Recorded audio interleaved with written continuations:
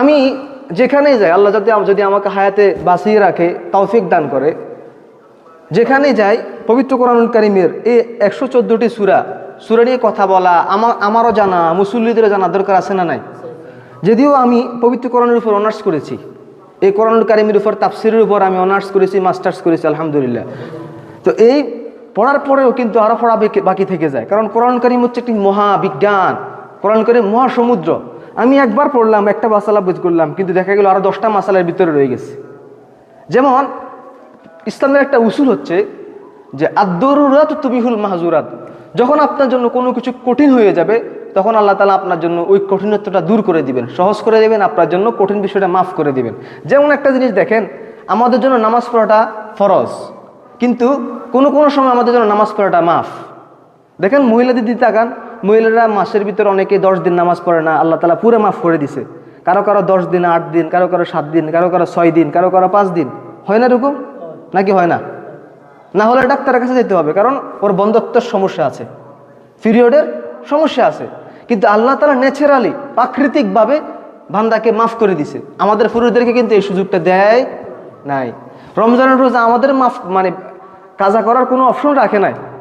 যদি একবারে কঠিন হয়ে যায়, মারা যাওয়ার সম্ভাবনা থাকে, তখন বলছে তুমি কাজা করতে পারবা, রোজা ভাঙতে পারবা। কিন্তু মহিলাদের ক্ষেত্রে বলা হলো তাদের যদি পিরিয়ড হয়ে যায় তাহলে তারা ওই রোজাটা ভাঙতে পারবে। বলেন না সুবহানাল্লাহ। আদ-দারুরাতু তুবিহুল মাহজুরাত। আপনি মনে করেন সমুদ্রের মাঝে গিয়েছেন, বঙ্গোপসাগর পাড়ি দিচ্ছেন, আটলান্টিক মহাসাগরের ভিতরে পার হচ্ছেন, আমেরিকা যাবেন। আপনি কোথায় যাবেন? আমেরিকা। আমাদের বাংলাদেশ থেকে প্রায় 1000 কিলোমিটার, 10,000 কিলোমিটার দূরে। এত দূরে আপনি যাবেন, মাঝখানে আপনার বিমানে আপনাকে নিবে না, আপনার এত 20 লাখ টাকা নাই। আপনি চাইলেন আপনি কোথায় লঞ্চে করে, জাহাজে করে যাবেন, তো মাঝপথে পানি নাই, পানি শেষ হয়ে গেছে, আপনি কি করবেন? আছে মদের বোতল, আছে কিসের বোতল? মদের বোতল। তখন ইসলাম আপনাকে অনুমতি দিছে জীবন বাঁচানোর জন্য সামান্য পরিমাণ মদ খাওয়া। বলেন না সুবহানাল্লাহ। আদ-দারুরাতু তুবিহুল মাহজুরাত, একটা মাসালা দিয়ে মাসালা বের হলো।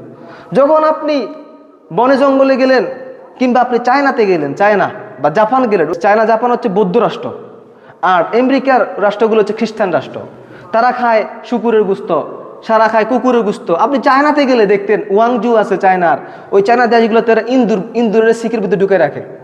এরপরে টিকটিকি, তেলাপোকা, এরপরে বিড়াল, এইগুলো যেগুলো আমরা খাই না, সাপ, বেজি, এগুলো খায়। কিন্তু আমাদের ইসলাম বলছে না, হিংস্র প্রাণী খাওয়া জায়েজ নাই। আমাদের মাযহাব এবং ইসলাম কি বলে? হিংস্র প্রাণী খাওয়া হারাম, জায়েজ নাই। বাঘ খাওয়া জায়েজ নাই। যেগুলো হিংস্র প্রাণী নয়, যেমন গরু হিংস্র প্রাণী না, গৃহপালিত প্রাণী, হরিণ গৃহপালিত প্রাণী, এগুলো খাওয়া জায়েজ আছে। আবার ঘোড়া খাওয়াও জায়েজ আছে, তবে মাকরুহ। কারণ ঘোড়া হচ্ছে যুদ্ধের জন্য, কিসের জন্য? খাওয়া জায়েজ আছে, কিন্তু সামান্য পরিমাণ অপছন্দ করছেন আর কি, মাকরুহ হবে। এইভাবে এটা কিন্তু হিংস্র পারে না, এই জন্য জায়েজ। তো এই জন্য আদ-দারুরাতু তুবিহুল মাহজুরাত। আপনি চায়নাতে গেছেন চাকরি করার জন্য। আমার এক ভাই ওই চায়নাতে MBBS পাস করেছে, মেডিকেলে ডাক্তার হয়েছে চায়নাতে। তখন উনি আবার আমার কিছু ফ্রেন্ড ওখানে বদনা নিয়ে গেছে বাংলাদেশ থেকে। ওই দেশে কোনো বদনা নাই, ওরা হাইকমোড ব্যবহার করে, কিন্তু কোনো পানি ব্যবহার করে না। কি ব্যবহার করে না? কোনো পানি ব্যবহার করে না, ওরা টিস্যু দিয়ে সারাই ফেলে। তখন ওরা বদনা নিয়ে গেছে যে আমরা ওখানে যাই কেমনে এগুলো সারবো, আমরা তো ফরেজগার মানুষ, বদনা নিয়ে গেছে। তা আমাকে জিজ্ঞেস করলো ওখানে যে যারা হারামগুলো খায়, ওরা কুকুরের মাংস খায়, শুকুরের মাংস খায়, হালাল প্রাণী প্রায় 10 উপজেলা, 100 কিলোমিটার ঘুরেও হালাল একটা হোটেল পাওয়া যাবে না চায়নাতে। 100 কিলোমিটার ঘুরেও একটা হালাল দোকান পাওয়া যাবে না। তো এমন একটা মুহূর্তে কেমনে মুসলমানরা টিকে থাকবে? তাদের জন্য যদি কোনোভাবে টিকে থাকার সম্ভাবনা না থাকে, সুযোগ না থাকে, সামান্য পরিমাণে জীবন বাঁচানোর জন্য হারাম গোস্ত খাওয়া জায়েজ আছে। বলেন না সুবহানাল্লাহ।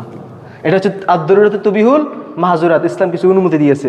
ঠিক অনুরূপভাবে এই কথাটা কিভাবে আসলো, যে ইসলাম আমাদেরকে কত সহজ করে দিয়েছেন। ইসলাম কি করেছেন? সহজ করে। একটা মাসালার কথা বলতে গিয়েছিলাম যে আমি একটা মাসালা দেখলাম, এখান থেকে এটা বের হলো, কিন্তু দেখা গেলো আরো 10টা মাসালা বাকি রয়ে গেছে এর ভিতরে। আমার গবেষণা নাই, আমার সেই পরিমাণ জ্ঞান নাই, আমার আবু হানিফার মতো জ্ঞান নাই। যখন আমি বেশি বেশি করে পড়াশোনা করব, বেশি বেশি করে জ্ঞান অর্জন করব, বেশি বেশি করে কোরআন তেলাওয়াত করব, চর্চা থাকবে আমার, তখন আমি বেশি বেশি করে মাসালা বের করতে পারবো।